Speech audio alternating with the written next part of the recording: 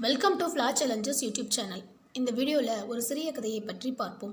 ஓர் ஊரில் பெரிய பண்ணையார் ஒருவர் இருந்தார். அந்த ஊரில் இருந்த பெரும்பாலான நிலங்கள் அவருக்கு தான் சொந்தம். அவரிடம் முனியன் என்ற உழவன் வேலை பார்த்து வந்தான். அவனுக்கு குடிசை ஒன்றும் சிறிதளவு நிலமும் இருந்தன.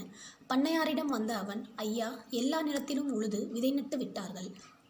என் நிலம் மட்டும்தான் வெறுமனே உள்ளது. நீங்கள் சிறிது தானியம் தாருங்கள், என் நிலத்திலும் விதைத்து விடுகிறேன் என்றான். என் நிலத்திலேயே உழுது பயிரிடு, சொந்தமாக நீ பயிரிட வேண்டாம். பண்ணையாராகும் ஆசையை விட்டுவிடு, கூலியாளாகவே இரு.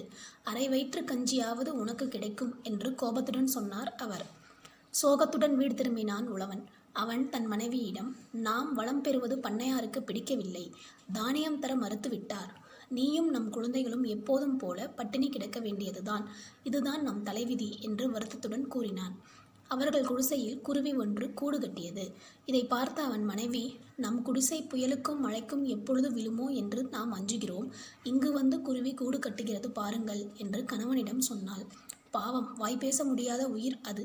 நிலைமை புரிந்தவுடன் அதுவே இங்கிருந்து போய்விடும். நாம் அதற்கு தொல்லை செய்ய வேண்டாம் என்றான் அவன். கூட்டில் அந்த குருவி 4 முட்டைகள் இட்டது. 4ம் வளர்ந்து குஞ்சுகளாயின. திடீரென்று அந்த குருவி கூட்டுக்குள் ஒரு பாம்பு நுழைந்தது. குருவி குஞ்சுகளை பிடித்து சாப்பிடத் தொடங்கியது. அவைகள் அலறின. அங்கு வந்த உழவன் பாம்பை அடித்து கொன்றான். அதற்குள் அது 3 குஞ்சுகளை தின்றுவிட்டது. தரையில் விழுந்த ஒரு குஞ்சு மட்டும் உயிருடன் இருந்தது. அதை அன்போடு எடுத்தான் அவன். அதன் கால் உடைந்திருப்பதைக் கண்டு அதற்கு கட்டு போட்டான். அதை மீண்டும் கூட்டில் வைத்தான். வேளா வேளைக்கு உணவு தந்தான். சில நாட்களில் அந்த குருவியின் கால்கள் சரியாயின. அங்கிருந்து அது பறந்து சென்றது. உழவனும் குடும்பத்தினரும் வறுமையில் வாடினார்கள். இப்படியே அரைவயிறு சாப்பிட்டு எவ்வளவு காலம் வாழ்வது? நமக்கு விடிவே கிடையாதா என்றாள் மனைவி. அப்பொழுது அவர்கள் வீட்டுக் கதவை யாரோ தட்டும் ஓசை கேட்டது. கதவை திறந்தான் அவன். அவன் வளர்த்த குருவி வெளியே இருந்தது. அதன் வாயில் ஒரு விதை இருந்தது. அதை அவன் கையில் வைத்தது. இதை உன் வீட்டு தோட்டத்தில் நடு, சிறிது நேரத்தில் நான் வருகிறேன் என்று சொல்லிவிட்டு பறந்தது. மீண்டும் வந்தது குருவி. இன்னொரு விதையை தந்தது. இதை உன் வீட்டின் முன்புறத்தில் நடு என்று சொல்லிவிட்டு பறந்தது. 3ஆம் முறையாக வந்த குருவி இன்னொரு விதையை தந்தது. இதை ஜன்னல் ஓரம் நடு என்று கூறியது. என் மீது காட்டிய அன்பிற்கு நன்றி என்று சொல்லிவிட்டு பறந்தது.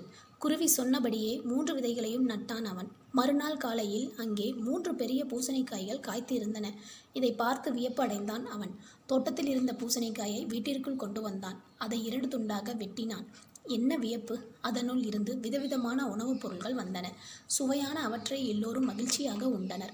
மீண்டும் அந்த பூசணிக்காயை ஒன்று சேர்த்தனர். பழையபடி அது முழு பூசணிக்காய் ஆனது.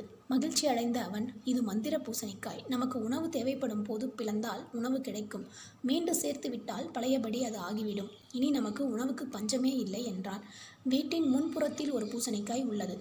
அதை கொண்டு வாருங்கள், அதற்குள் என்ன இருக்கிறது என்று பார்த்து விடலாம் என்றாள் மனைவி. அந்த பெரிய பூசணிக்காயை உருட்டி கொண்டு வந்தான் அவன்.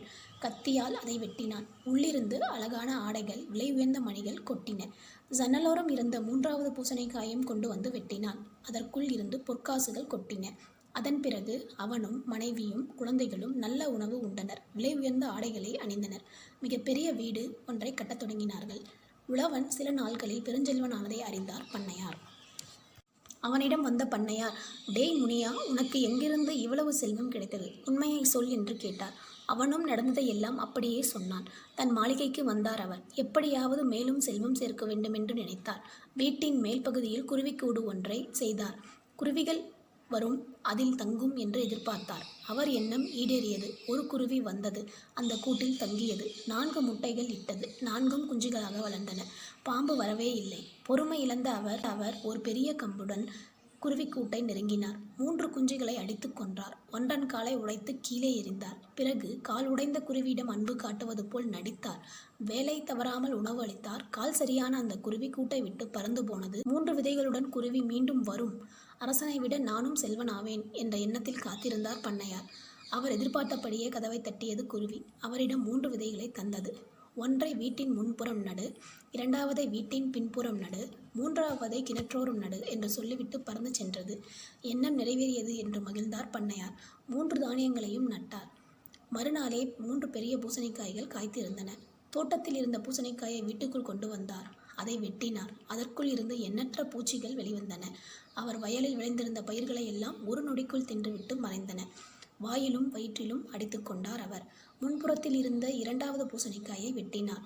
அதற்குள் இருந்து தீ வெளிப்பட்டது. அது அவரையும் அந்த மாளிகையையும் ஒரு நொடிக்குள் சாம்பலாக்கியது. கொடிய பண்ணையார் ஒளிந்தார் என்று ஊர் மக்கள் மகிழ்ந்தனர். மூன்றாவது பூசணிக்காயை உடைக்க யாருமே முன்வரவில்லை. அதற்குள் விஷ ஜந்துக்கள் இருக்கும் என்று எண்ணி ஊர் மக்கள் பூசணிக்காயை மண்ணில் போட்டு புதைத்து விட்டார்கள். பேராசை பெருநஷ்டம். நன்றி.